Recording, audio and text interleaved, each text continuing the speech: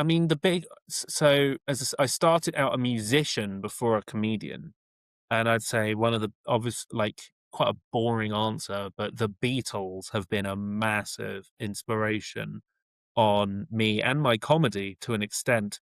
Just this way that they musically experiment. Like I was saying earlier, I don't want to be like bum bum bum bum bum bum bum.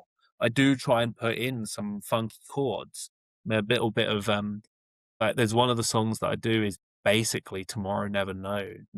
Or is it? Yeah, Tomorrow Never Knows. Um, just the kind of way they could command a stage because like the Beatles were inspired by Spike Milligan as much as the Monty Python crew were. They were very much in their early days just absorbed into the British variety act circuit.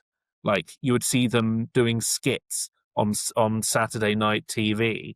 You would see them like doing a parody of Shakespeare and stuff.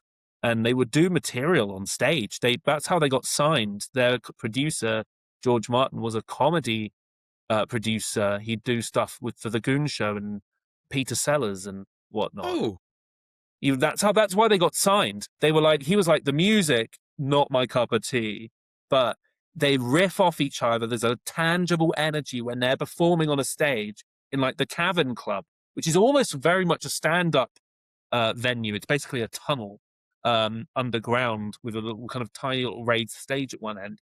They almost recorded the first Beatles album in that basement, but the technology wasn't there. But if it was, it would have almost been quite like a stand-up set. Um, but just that bravado and that kind of willingness to experiment is just very interesting to me.